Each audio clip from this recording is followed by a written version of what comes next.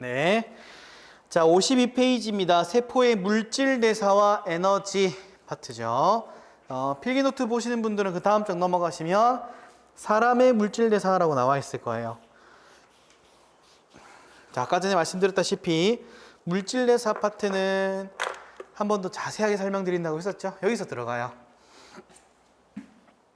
자, 볼게요.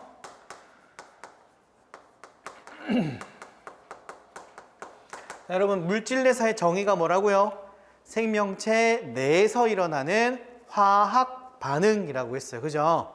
그 화학 반응이 크게 두 가지로 나누어집니다. 자, 화학 반응이 크게 두 가지로 나누어진다. 동화작용과 이화작용, 이 두 가지로 나누어요. 자, 한번 아까 했던 거 복습해 볼게요. 이산화탄소랑 물이 결합하면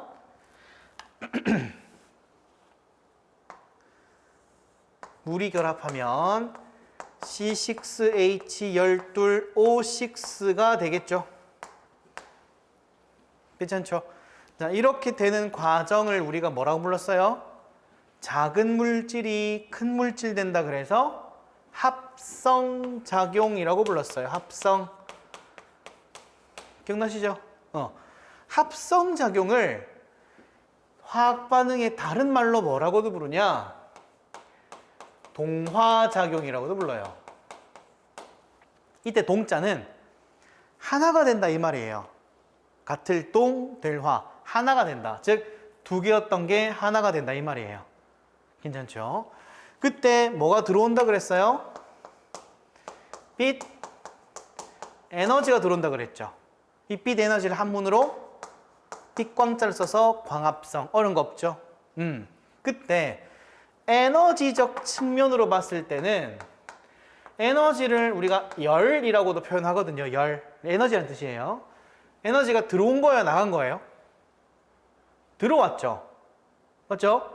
에너지가 들어왔다 그래서 흡수되었다라는 표현을 씁니다. 그래서 흡열 반응 이런 말도 쓰기도 해요. 다시 합성은 어떤 측면에서? 물질의 측면에서 본 거야. 물질. 적어볼게요. 물질의 측면으로 봤을 때야. 흡열은 뭐예요? 에너지 측면에서 본 거예요. 에너지. 괜찮죠? 오케이. 그래서 동화작용은 뭔가 합쳐지고 에너지가 들어오는 작용을 모두 다 포괄하는 말이고, 이화는 반대예요. 이화는 반대작용이에요. 이화는 아까 이 반응에서 우리가 아까 뭐라 그랬어요? 아까 우리가 분해 반응이라 그랬어요. 분해. 맞죠? 물질적인 측면으로 봤을 땐 이거는 분해 반응이에요. 분해. 맞죠? 그 다음에 에너지가 어떻게 됐어요? 얘는 밖으로 튀어나갔어. 에너지가 밖으로 방출된 거예요. 그죠? 에너지적 측면으로 봤을 땐 열이 뭐 된 거예요? 발산된 거야. 발열 반응. 괜찮죠? 그래서 물질의 측면에서는 분해, 에너지 측면으로 봤을 땐 발열이라고도 부른다. 괜찮죠? 자, 이거에 대한 예시를 아까 설명드렸었죠. 이거 뭐라고요? 광합성. 이거에 대한 예시가 뭐라고요? 아까 뭐라 그랬죠? 이 반응을? 세포 호흡이라고 불렀었죠. 세포 호흡. 이해되시죠? 우리 제가 써놨어요. 써놨기 때문에 복습하실 때 한 번 더 보시면서 복습해 주시면 돼요. 괜찮죠? 오케이. 그때 광합성이 일어나는 장소가 어디예요? 장소. 이건 아셔야 돼요. 광합성이 일어나는 장소는 엽록체라고 하는, 엽록체를 아까 우리가 뭐라 불렀었죠? 세포 소기관이라고 불렀잖아요. 세포 소기관. 맞죠? 마찬가지. 이러한 과정을 우리가 세포호흡이라고 불렀는데, 이 세포호흡도 마찬가지 어디서 일어나요? 미토콘드리아에서 일어나요. 미토콘드리아에서. 마찬가지 세포소기관. 이거 다 아셔야 돼요. 아, 세포호흡이라고 하는 것은 미토콘드리아에서 일어나고 그 다음에 광합성이라는 작용은 엽록체에서 일어나는구나. 아시겠죠? 오케이. 자, 이러한 과정을 학자가 그래프로 그려봤어요. 그래프로. 우리 학자들 그래프 좋아하죠? 그래프로 표현을 해보니까 처음에는 에너지 상태가 에너지 이거는 경로 에너지 상태가 높은 상태에서 낮은 상태로 이렇게 떨어지는 현상이 있어. 이렇게 떨어지는 현상은 기존에 에너지가 많았는데 적어진 거니까 뭐 된 거야? 아, 에너지가 방출된 거야. 그죠? 이거 뭐라 하면 돼요? 에너지 방출됐으니까. 동화예요? 이화예요? 이화죠. 보이시죠? 이화 작용이구나. 이화. 그러면 반대로 낮은 에너지 상태였던 친구가 높은 에너지 상태로 변화했대. 이렇게 됐대. 그럼 뭐가 되는 거예요? 에너지가 들어오겠네. 흡수. 맞죠? 그 뭐라고 하면 돼요? 동화라고 하면 되겠네. 이해되셨죠? 제 책에도 마찬가지로 똑같이 그려놨어요. 에너지가 흡수되어서 에너지량이 올라가는 걸 동화, 에너지가 떨어져서 방출되는 걸 이화. 됐나요? 오케이. 자, 그 중에서 광합성을 통해 들어오는 빛 에너지는 어려운 거 없어. 출처가 어딘데? 이 빛 에너지의 출처가 어디예요? 출처. 그죠? 태양 에너지잖아. 이게 출처잖아요. 그죠? 태양 에너지는 지구에서 어떻게 막 만들어내고 그런 게 아니죠. 우주에서부터 오는 것 뿐인 거죠. 맞죠? 사실은 크게 신경 안 써도 돼.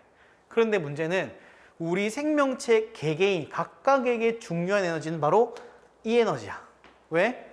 실질적인 어떤 생명 활동에 이용될 거니까. 맞죠? 내가 아무리 태양으로부터 빛 에너지를 받아도 내가 내 몸에서 뭐 할 수 있는 건 극히 제한적이야.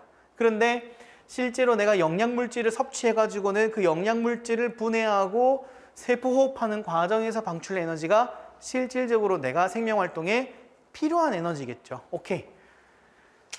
자, 에너지. 자, 에너지 얘기를 해볼 거예요. 그 밑에 보면은 ATP라고 적어놨죠, 제가. 그거 설명할 거예요, 에너지. 자, 그때 에너지는 무슨 에너지? 세포호흡을 통해 방출된 에너지를 통해 방출된 에너지를 얘기하는 거예요. 이해되셨죠? 그럼 세포호흡을 통해 방출된 에너지가 크게 두 종류가 있어요. 첫 번째, 열 에너지. 열 에너지. 진짜 우리가 그거 알고 있는 그 뜨끈뜨끈한 열 에너지. 이 열 에너지가 약 60%로 나와요. 전체 에너지량 중에서 60%가 열 에너지 형태로 나와요. 상당히 많이 나오는 거죠. 그러면 실질적으로 그 나온 이 열 에너지는 어디다 쓰여요? 주로 체온 유지에 많이 사용돼요. 주로 체온 유지에 많이 사용돼요. 그럼 나머지 에너지를 우리가 ATP라고 부르기도 하고 ATP라 부르는데 이 ATP를 화학 물질로 구성된 에너지다. 그래서 화학 에너지라는 표현을 써요. 화학 에너지다. 화학 에너지라고 불러요. 이렇게 이게 약 40% 정도 나와요. 약 40%. 이거 에너지 효율 되게 좋은 걸까요? 나쁜 걸까요? 이거 되게 좋은 거래요. 현재까지 만들어진 내연기관, 여러 어떤 에너지, 어떤 물질의 어떤 연소나 어떤 화학 반응을 통해서 방출된 에너지를 실질적으로 인간이 이용할 수 있는 게 현재로서는 아무리 좋아봐야 20% 넘기가 힘들대요. 20% 넘기 힘들어. 그런데 생명체는 40%나 만드니까 효율이 굉장히 좋은 거래요. 아무튼. 자, 그러면 ATP 에너지가 무엇이냐? 일단 첫 번째, 생겨 먹은 것부터 보자. 구조, 생긴 거. 제가 그림 다 그려놨어요. 다 그려놨어요. 자, 한번 따라서 한번 제가 그려볼게요.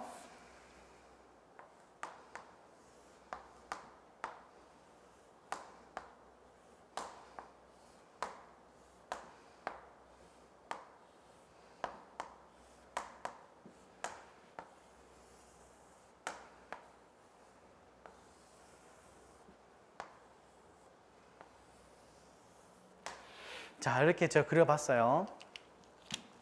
여기 앞쪽에 있는 이 친구. 이 친구 뭐예요? 책이 적혀 있죠. 아데닌이라고 하는 물질이죠. 염기라고 되어 있죠. 염기. 염기라고 하는 물질이에요. 그 다음에 여기 오각형으로 그려놓은 거. 요걸 우리가 당이라고 불러요. 당 하면은 우리가 흔히 아는 달달한 거. 포도당, 엿당, 설탕 하면서 여기에 뭐 당 성분 있죠. 진짜 달달한 거. 그 다음에 옆에 동그라미로 제가 표현해 놓은 거, 요걸 우리가 뭐라 하냐? 인산이라 그래요. 인산. 자, 인산이 뭐냐? 화학기호 P, 이거 뭐예요? 인이라고 불러요. 인. 들어봤죠? 인이라고 해요. 인 옆에 이렇게 산소가 이렇게 여러 개 붙어 있어요. 이렇게. 산소가 이렇게 여러 개 붙어 있어. 인에 산소가 있다. 인에 산소가 붙어 있다. 인산. 어려운 거 없죠? 그런데 혹시 여러분 산소가 전하가, 그러니까 이제 이온화 되었을 때 전하가 뭔지 알아요? 전하. 전기적 특성이 뭔지 알아요? 전기적 특성. 플러스일까요? 마이너스일까요? 이 친구 혹시 외웠어요? 모르면 이제 외웁시다. 마이너스예요. 마이너스. 마이너스. 음전하를 띈대요. 음전하. 전하를 띈다라고 우리가 불러요. 음전하. 그러면 지금 보니까 P라고 하는 물질 중심으로 산소가 이렇게 쌓여 있는데 산소가 많다 보니까 음전하를 띠는 경우가 되게 많아요. 음전하. 괜찮죠? 오케이. 그러면 인산이라고 하는 물질 그 자체로는 전하가 뭐다? 마이너스 음전하를 띠고 있다. 이렇게 이해하시면 돼요. 어려운 거 없죠? 그렇구나 하면 돼요. 그렇구나. 만약에 혹시 인터넷 보시는 분들이나 여기 계시는 분들 중에서 이게 무슨 말인지 모르겠어. 나 배운 적 없어. 한다고 당황하지 마세요. 그냥 받아들여요. 그렇구나. 그냥 인산이라는 거는 마이너스구나. 그냥 이렇게 외워요, 차라리. 제가 왜 얘기하냐면 사실 원리가 있어요, 이게. 원리가. 왜 마이너스인지 원리가 있는데 그 원리를 설명을 다 하려고 그러면 이거 오늘 못 끝나요. 그럼 너무 많기 때문에 일단은 그렇구나라고 이해까지 아니지. 그냥 그렇구나 하고 그냥 받아들이고 지나가잖아요. 그럼 나중 가가지고 이해가 돼요. 그러니까 너무 내가 지금 이 모른다고 좌절하지 말고 그렇구나만 해요. 그냥 그렇구나. 그냥 편안하게 그렇구나. 괜찮죠? 인산이 마이너스까지도 그냥 받아들여요. 오케이. 그럼 마찬가지. 인산이 다 옆에 붙어 있어. 다 뭐예요? 음전하야. 마이너스 전하야. 여기까지 어려운 거 없죠? 자, 근데 여기서 재밌는 게 하나 보여. 염기와 당이 연결되고 당과 인산이 연결되는 것까지는 크게 어려운 게 없어. 그런데 이상한 점이 하나 보여.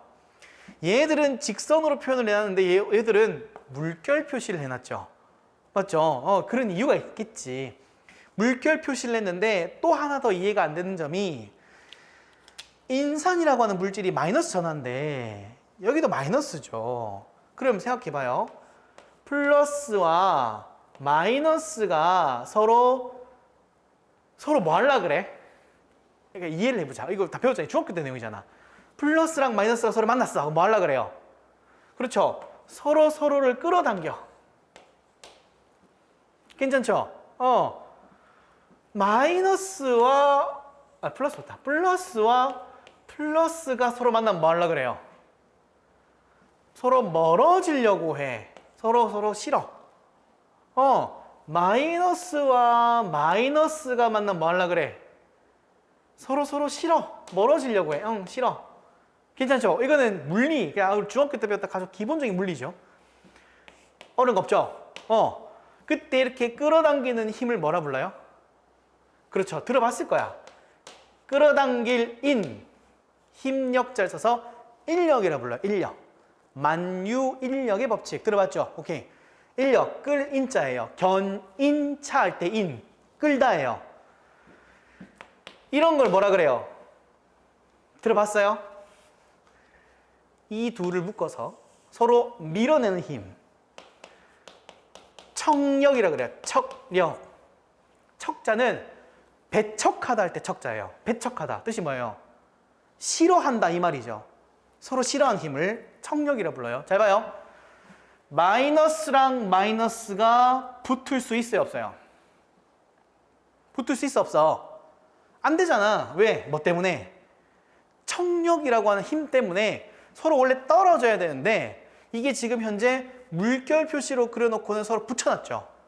실제로 물질을 관찰했을 때 붙어 있어요. 이게 말이 돼야 안 돼요? 말이 안 되지. 말이 안 되잖아.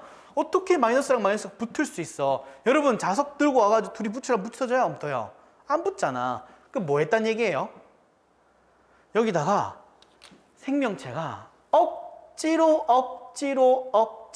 에너지까지 넣어가면서 강제로 붙인 거예요. 이해돼요? 이걸 강제로 붙여놓은 거야. 강제로. 그럼 이 힘이 어마무시하겠지. 여기에 살짝만 툭 건드리면 어떻게 되겠어요? 바로 끊어지면서 서로 팡 하고 떨어져 나갈 거야. 제 말 이해가 돼요? 이렇게 물결 표시로 돼 있는 부분이 강제로 붙여놓은 거다. 그래서 이걸 뭐라고 부르냐? 에너지 상태가 매우 높다. 그렇겠죠? 굉장히 높겠죠? 그러한 인산들의 결합이다 라고 부르기로 했어요. 책 봐요. 필기 노트 보면은 고에너지 인산결합이라고 되어 있는 거 보여요? 오케이. 물결 표시되어 있는 부분이 에너지를 머금고 있다 라고 생각하시면 됩니다. 어려운 거 있어, 없어요? 없죠? 오케이, 다시. 그러면 ATP라고 하는 친구는 결국은 어디에 에너지가 있다? 인산과 인산 사이 결합에 에너지를 포함하고 있다. 이게 만약에 끊어졌어. 끊어지면 인산이 어떻게 된다? 튕겨져 나가겠죠. 그때 맨 끝에 거 딱 끊었어. 그러면 여기는 인산이 튕겨져 나가면서 동시에 뭐도 방출돼요? 에너지도 같이 방출돼요. 그때 그 에너지의 양을 학자가 측정한 거야. 별걸 다 측정하죠. 측정해봤더니 약 7.3 킬로칼로리 정도의 열량이 나오더라라는 걸 학자가 측정해내요. 괜찮죠? 그러면 이 ATP라고 하는 이 물질 한 개에 에너지가 몇 개 들은 거예요? 그쵸? 2개 들었잖아. 그럼 2개 들었으니까 얼마? 총 얼마? 약 15 정도 있겠네. 약. 제 말 이해가 돼요? 오케이. 그래서 에너지를 다 머금고 있다. 이러한 것을 우리가 뭐라고 하자? ATP 화학 에너지라고 부르자라고 약속한 거예요. 괜찮죠? 그때 여기에 있는 염기 이름이 하필이면 아데닌이라는 물질이야. 아데닌. 영어 알파벳은 안 해도 돼요. 아데닌이라는 물질이고요. 당 성분은 리보스라고 불러요. 리보스. 영어로 적어볼게요. 안 해도 돼요. 리보스라고 불러요. 그 다음에 인산은 편하게 P라고 쓸게요. 인이 중심이니까. 이렇게 돼 있는데 이때 여기 아데닌과 리보스를 둘이를 합쳐서 아데노신이라고 따로 불러요. 그렇구나 안 돼요. 그렇구나. 아데노신이라고 불러요. 그런데 인산이 몇 개 있다? 현재 몇 개 있어요? 하나, 둘, 세 개 있죠. 세 개를 혹시 영어로 뭐라는 줄 알아요? 봐봐요.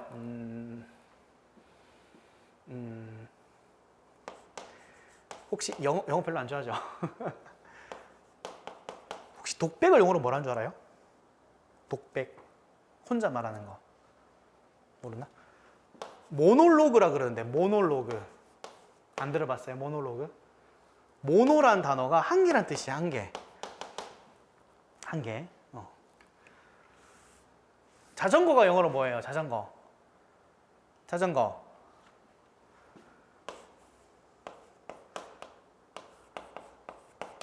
응, 이렇게 써요. 어떻게 읽어요? 바이시클 이렇게 읽나? 바이사이클? 아무튼 사이클 뜻이 뭐예요? 사이클.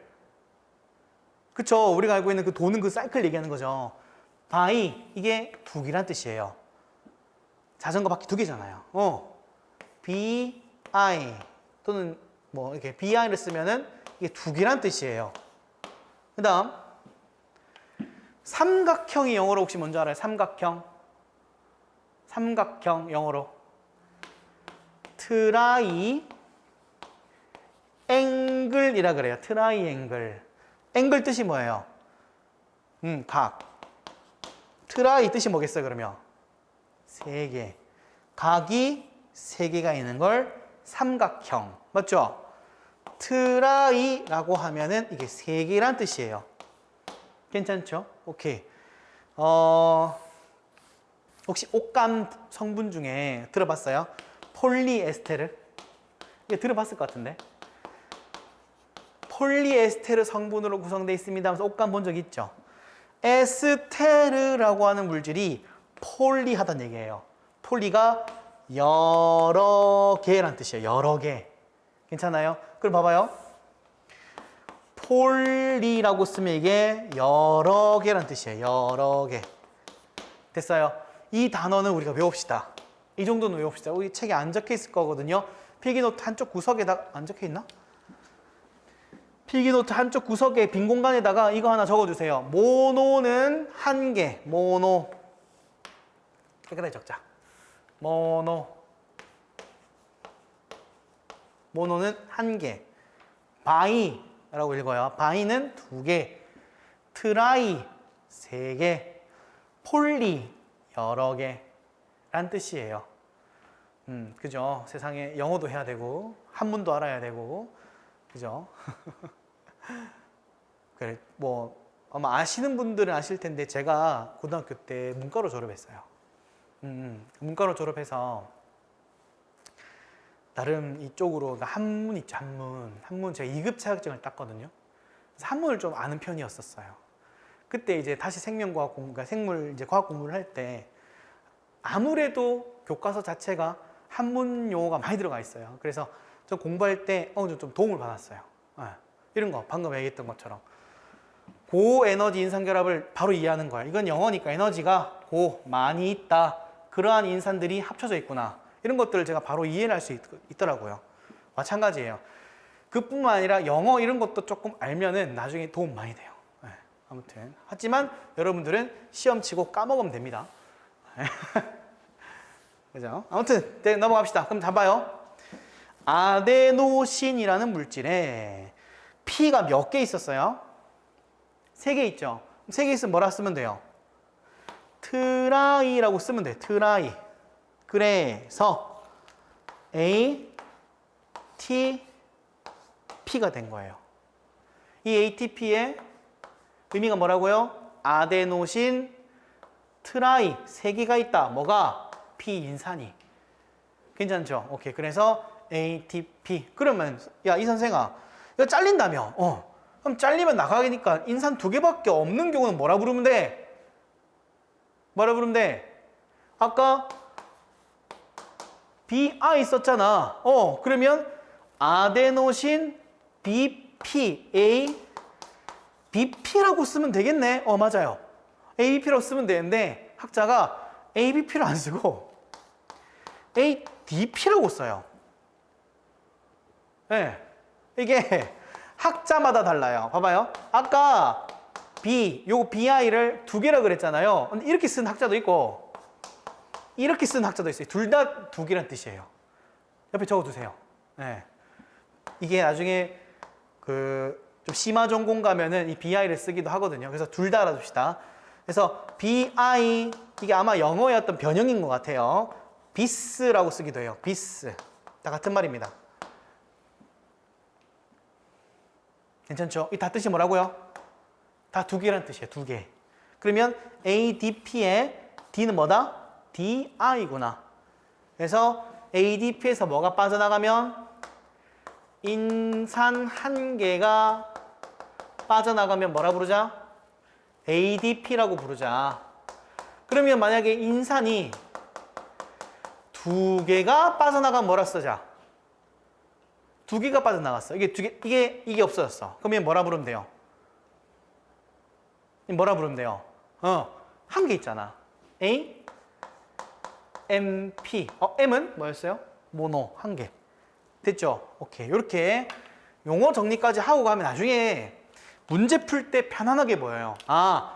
어떤 시험 문제에 ATP가 ADP로 변하는 과정이다. 그러면 다음에 이 가 과정은 뭔 이름 물어봐요? 뭐예요? ATP가 ADP가 되었대. 그러면 가 과정 이름 뭐가 돼요? 인산이 한 개 빠져나가는 거죠. 이거는 합성이에요? 분해예요? 다시 ATP에서 인산 하나가 떨어져 나가면서 ADP가 됐죠. 그러면 합성이에요? 분해예요? 분해죠. 떨어진 거니까. 분해는 돌아가서 분해는 동화예요? 이화예요? 동화예요? 이화예요? 이화작용이잖아. 그래서 시험 문제에 가는 이화작용이다 이래 적어놔요. 그럼 맞아 틀려요? 그럼 맞는 말인 거예요. 제 말 이해돼요? 반대로 이렇게 화살표 해놓고는 나 이래놨어. 나는 동화예요? 이화예요? 동화 이화예요. ADP가 ATP가 되었대. 그럼 뭐가 들어가야 돼? 인산이 하나 결합해야 되겠죠. 그럼 인산이 결합하는 과정이니까 동화작용이구나. 이렇게 부를 수 있는 거예요. 제 말 이해가 돼요? 오케이. 여기까지 이해가 됐어. 동화와 이화까지 다 이해가 됐어. 자, 그러면 정리를 해볼게요. 2번 에너지의 변화.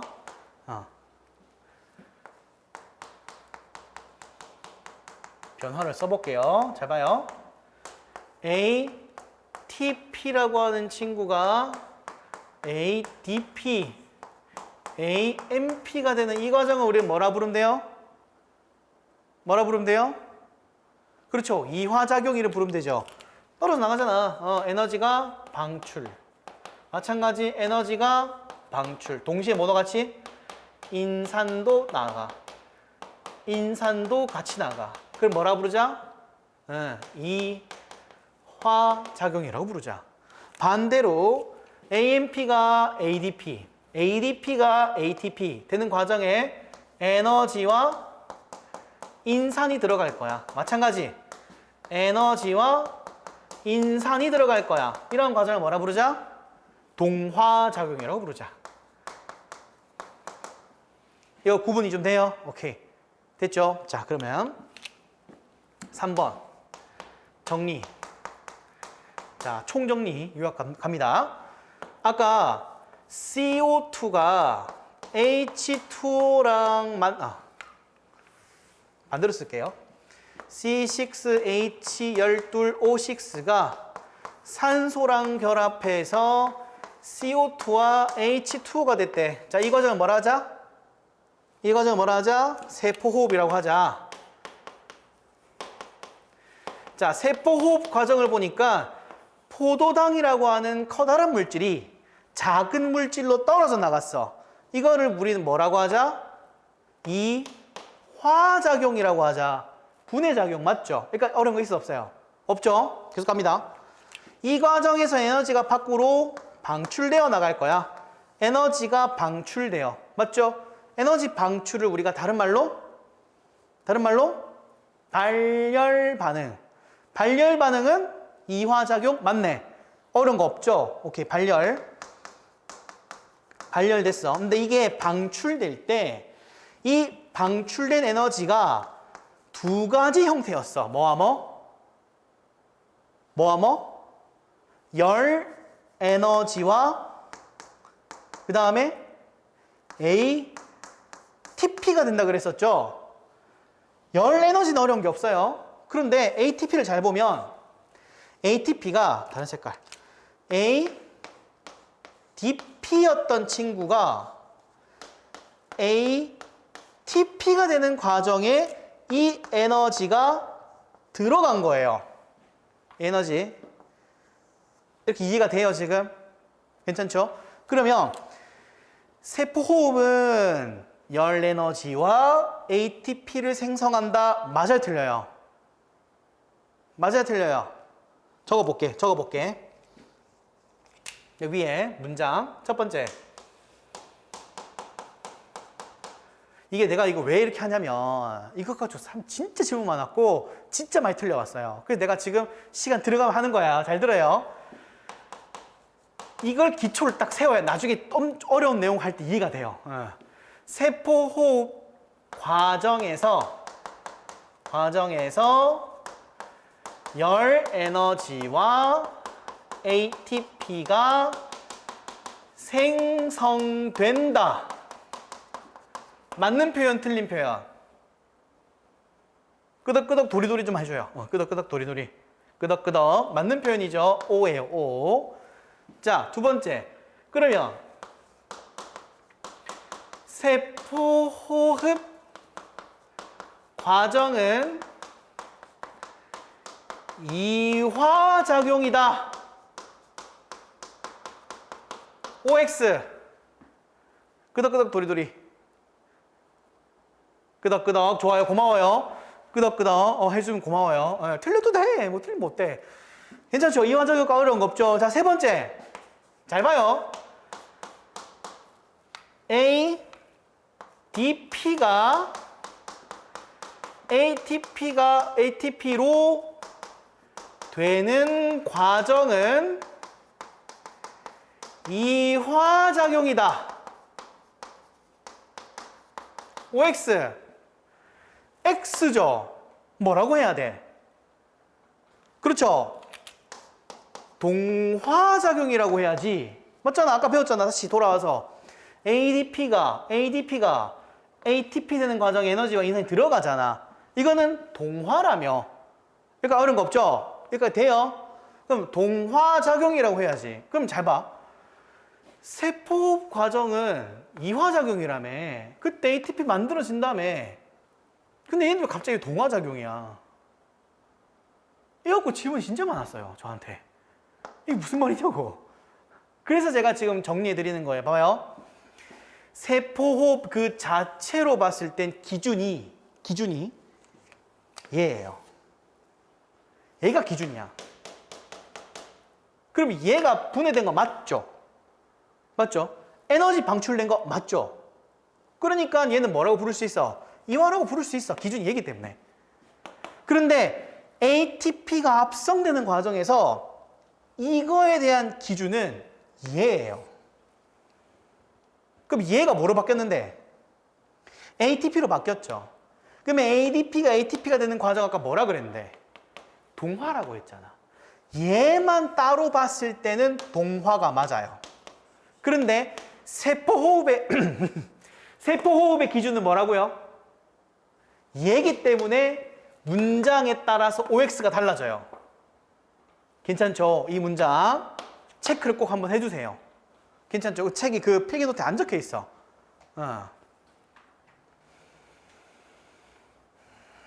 됐죠? 오케이. 그래서 여러분들께서 아마 이게 많이 헷갈려 하실 거예요. 실제로 저도 이런 질문을 많이 받았고, 이와 관련해가지고는 실제로 문제도 출제됐어요. 그러니까 이제 수험생분들이 이게 뭐야 하면서 질문이 많았던 거 이해가 돼요. 어려울 수 있어요. 그래서 정리를 한번 따로 제가 필기노트에는 안 나와 있는데 설명을 한번 또 따로 드려봤습니다.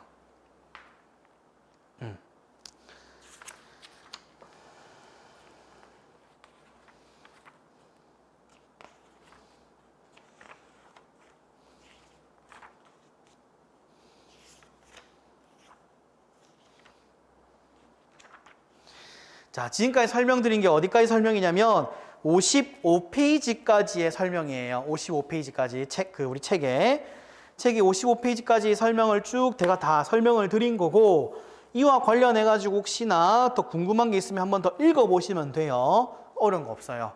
어려운 거 없는데, 제가 여기서 조금 강조하고 싶은 거는 54페이지 밑에 있는 ATP, ADP 회로 경로라 해가지고 그림 하나, 그 다음에 52페이지에 나와 있는 이화와 동화작용에 관련된 그림 하나, 이 두 가지 그림의 차이점을 이해하셔야 돼요. 요건 이해할 수 있어요, 여러분들이. 괜찮죠? 다시 52페이지 아래쪽에 있는 남자 여자 그림 있는 거 그거 하나.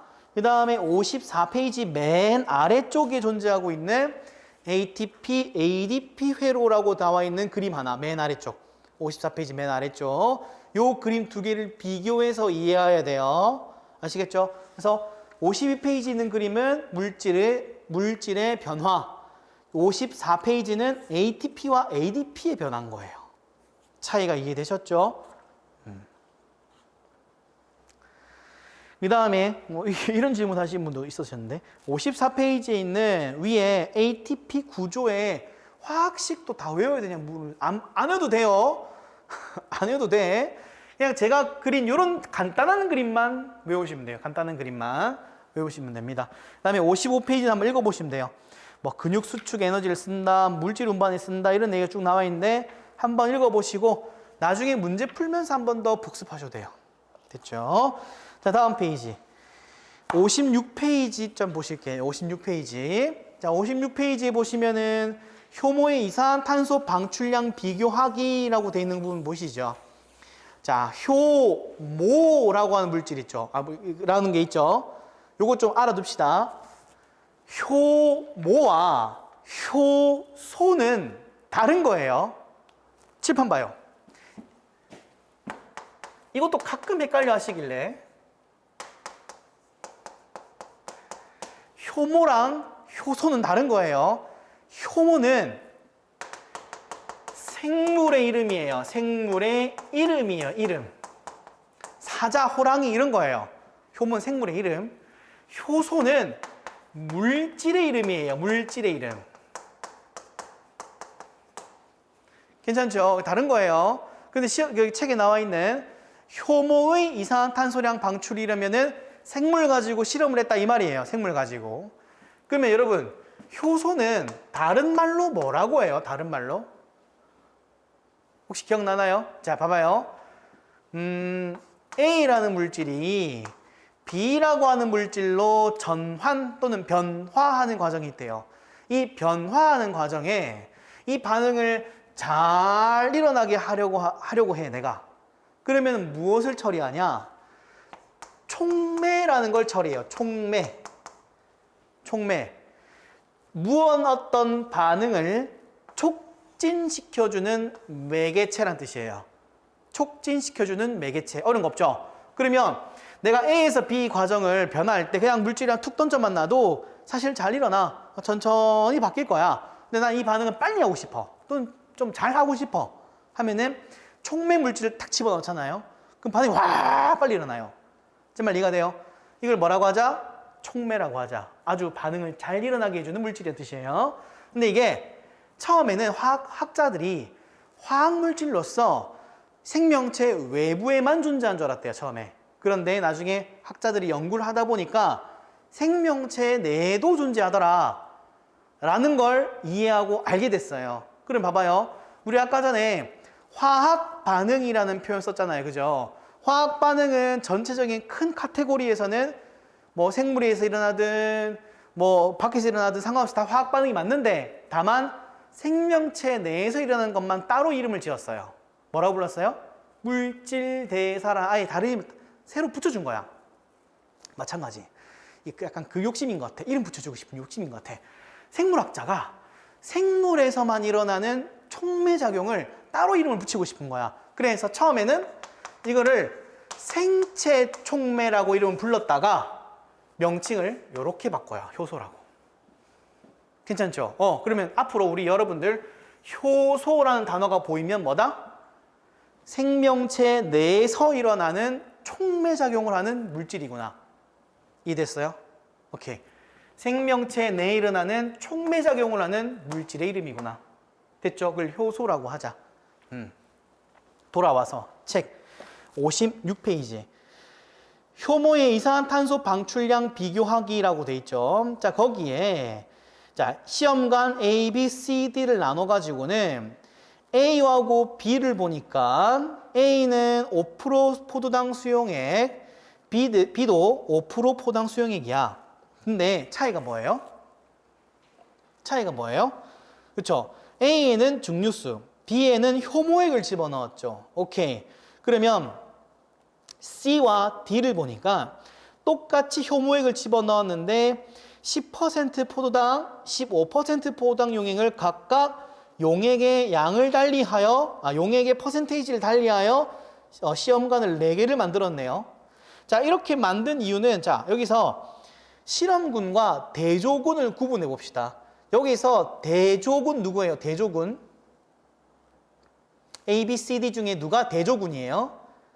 그렇죠. A가 대조군이죠. 왜? 증류수를 넣음으로써 아무 처리를 안 했잖아. 괜찮죠? 그럼 B, C, D가 실험군이에요. 야, 이 선생아. 그럼 B, C, D처럼 실험군이 여러 개일 수도 있어? 네, 그럴 수도 있어요. 그러니까 비교할 때 어떻게 비교해야 돼? 그렇죠? A, B 비교했죠? 그럼 마찬가지야. A, C, A, D 이렇게 비교해 볼 수 있어요. 괜찮죠? 비교해 볼 수 있어요. 그럼 용액이 다르네. 그럼 다른 만큼 뭔가 또 차이점이 있을 수 있어요. 그러면 B하고 C, B하고 D를 각각 비교하면은 어떤 차이로 이해할 수 있어요? B하고 C. 그렇죠. B는 5%인데 C는 10%잖아.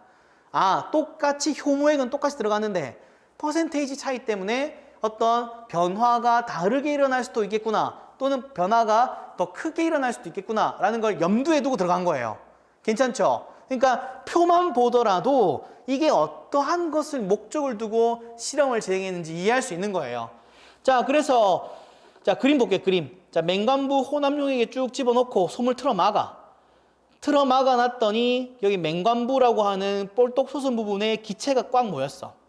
그 기체를 무슨 기체인지 알고 싶어가지고 수산화칼륨 수용액을 넣었대. 자, 수산화칼륨 수산화칼륨 혹시 무슨 기능인지 알아요? 수산화칼륨. 자, 영어로 이렇게 적어요. KOH라고 적어요. 이걸 수산화칼륨이라고 해요. 수산화칼륨의 기능 뭐냐? 이산화탄소를 제거하는 기능이에요. 혹시 모르신다면 적어두세요. 수산화칼륨의 기능은 이산화탄소를 흡수하거나 제거하는 기능이다. 이산화탄소 제거. 자, 그렇다면 거기에 맹관부에 쌓여있던 기체가 사라진 걸로 보아하니 그 기체는 무엇이었을 것이다? 이산화탄소였을 것이다 라는 걸 이해할 수 있겠네. 어려운 거 있어 없어요? 없죠. 자, 그럼 이건 무슨 실험이었느냐? 용액, 그러니까 포도당 용액을 집어넣고 중간에 솜으로 틀어막았죠. 그 말은 산소 공급을 차단했다는 뜻이거든요.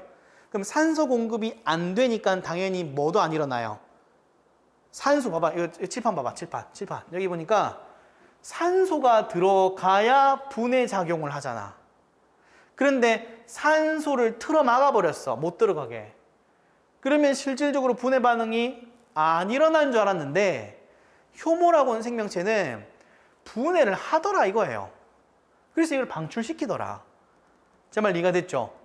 그렇게 산소가 없이도 생명활동을 하는, 즉 세포호흡을 하는 생명체도 있다라는 실험이에요. 괜찮죠? 그 과정에 방출된 기체가 무엇이다? 이산화탄소더라. 됐죠? 자, 그래서 우리 그 필기노트 잠깐 한번 볼게요. 필기노트. 자, 필기노트에 보시면은 요거는 그냥 간단하게 읽고 지나갈게요. 자, 산소호흡과 무산소호흡을 이렇게 비교를 해놨죠. 표를 보시면. 자, 연소는 어려운 거 없죠. 연소가 뭐예요? 연소. 편하게 태우는 거예요. 태우는 거. 자, 종이를 갖고 있고 종이에다 라이터를 쫙 했어. 그러면 타 들어가죠. 이 타 들어가는 과정을 연소라고 해요. 자, 연소할 때, 자, 봅니다. 표. 산소 필요하죠. 오케이, 우리가 나중에 그 캠프파이어 같은데 이제 그 캠핑 갔을 때 불 이렇게 올려가지고 불 좀 작을 때 후 하면 커지잖아요. 산소 넣어주는 거예요. 분해 정도, 그죠? 종이 다 타버리고 없어지죠. 그다음에 생성 물질, 이산화탄소랑 물이에요. 이산화탄소는 이제 여러분들이 이해하기 쉬운데 물은 증발돼요. 오케이. 그다음 에너지 발생량, 당연히 다량이 나오겠죠. 왜? 우리가 이제 그 불 지피는데 근처로 가면 뜨끈뜨끈 하잖아요. 다량 나오는 거 이해할 수 있어요. 장소, 생물 외부, 그죠? 매우 고온 상태에서 라이터 같은 걸로 불을 직접 가하기 때문에 굉장히 고온이다. 효소 같은 거 당연히 안 쓰이겠지. 왜? 효소는 생명체 내에서만 쓰이니까. 그 다음에 산소호흡. 이거는 산소가 있는 호흡이라는 뜻이니까 산소를 충분히 공급했을 때 어떤 일이 벌어지냐 이거예요. 자, 당연히 산소 있을 거고 분해 정도는 뭐예요? 완전 분해. 이산화탄소랑 물로 완전 분해될 거야. 에너지 발생량 당연히 다량으로 나오겠지. 자, 장소는 미토콘드리아에 있는 미토콘드리아에서 일어나요. 여러분 이게 세포호흡인 거 이해되시죠? 오케이. 그다음 효소 당연히 쓰이겠지. 자, 물질 내사할 때 당연히 효소 쓰입니다. 알아둡시다. 이것도 뭐라? 화학반이라는 물질 내사에 효소가 반드시 쓰입니다. 효소까지 알아둡시다. 왜 생명체 일어나는 거니까. 약간 과장해서 표현하면 생명체 내에 일어나는 화학 반응 중에 효소가 쓰이지 않는 곳이 없어요. 좀 과장해서 표현하면 생명체 내에 일어나는 화학 반응 중에 효소가 참여하지 않는 건 없어. 이 말은 무슨 말이냐? 모든 생명체 화학 반응엔 효소가 모두 관여한다예요. 모두 관여한다. 자, 넘어가서 무산소 호흡. 호흡이 일어나긴 일어나는데 산소 없이도 일어나는 거. 아까 뭐였어요? 효모가 이산화탄소를 방출하는 실험이었네. 맞죠? 자, 산소가 없는 환경에 일어나니까 산소 X. 분해 정도를 보니까 불완전 분해래. 생성 물질이 만들어지다 말았다 이 말이에요. 여러분, 술 좋아하시죠? 네, 저도 술 좋아해요. 술 보면은 알코올이라고 하는 물질을 만들어내야 돼. 이 알코올이라는 물질을 효모라고 하는 생명체를 가지고 산소를 틀어막아 가지고는 알코올을 이렇게 뽑아내게 할 수 있어요. 괜찮죠? 이게 이거예요. 무산소 호흡. 알코올을 만들 수 있어. 젖산도 마찬가지. 젖산 같은 경우 우리가 운동을 과격하게 하면은 알배기잖아요. 그 알이 젖산이라 생각하시면 돼요. 괜찮죠? 자, 에너지 발생량 당연히 많이 못 만들 거야. 산소가 충분히 없기 때문에. 장소는 세포질이라는 곳인데 세포질이 어디냐면 그냥 편하게 얘기해서 세포가 이렇게 있을 때 세포의 핵이 이렇게 있겠죠. 핵을 제외한 나머지 이 부분을 우리가 세포질이라고 불러요. 세포질. 다음에 효소 당연히 필요하니까 사용되겠지. 그래서 결론은 밑에 보니까 제가 형광펜 표시해놨죠. 알코올 발효와 젖산 발효 해가지고 알코올 발효는 포도당이 산소가 없는 환경에서 알코올과 이산화탄소가 만들어지는 반응. 젖산 발효는 포도당이 산소가 없는 환경에서 젖산이 만들어지는 반응. 이때는 이산화탄소가 안 만들어져요. 됐죠?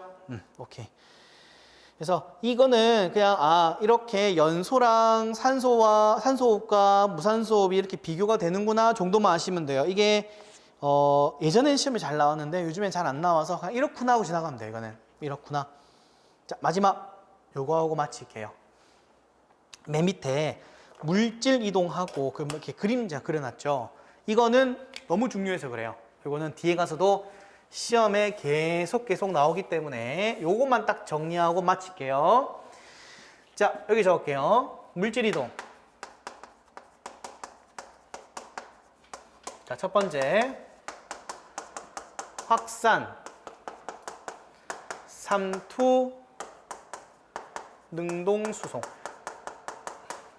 자, 확산 들어봤죠? 퍼져나간다. 퍼져나간다. 퍼져나갈 때 언제까지 퍼져나갈까요? 봐봐요. 좀 웃기긴 한데 여기서 내가 방구를 빻겼어요. 그럼 방구를 끼면은 이 주변에는 아주 고농도의 방구가 있겠죠. 근데 시간이 지나면 어떻게 돼요? 점점 퍼져나가죠. 퍼져나가는 과정에서는 저 끝에 앉아있는 감독님은 어떨까요? 거의 안 느껴지겠죠. 냄새가. 이 주변에 있는 사람은 어떨까요? 냄새가 아주 강하게 느껴지겠죠. 그 말은 고농도에서 저농도 방향으로 쫙 퍼져나갈 때는 이렇게 서로 비슷비슷해질 때까지 퍼져나가요. 괜찮죠? 그렇게만 이해해 주세요. 확산은 그렇다는 거. 자, 물질에 이동하는 거는 얘가 용질이 이동을 합니다. 용질, 용매, 용해 이것도 알고 계시죠? 오케이. 제가 그림 다 그려놨어요. 용질이 이동을 합니다. 용질 이동할 때 어디에서? 고농도에서 저농도로 서로 같아질 때까지 서로 비슷해질 때까지 이동을 합니다.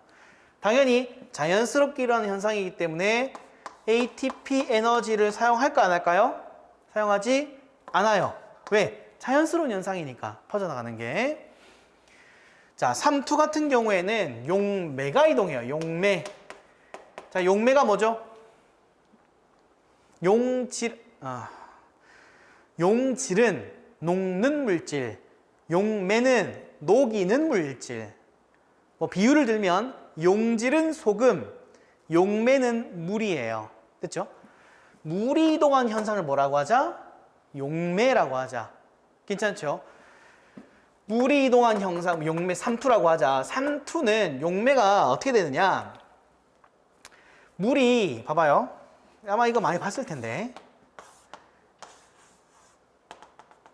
여기에 U자 모양의 시험관에다가 여기에는 용액을 담을 때 20% 소금물이고, 소금물.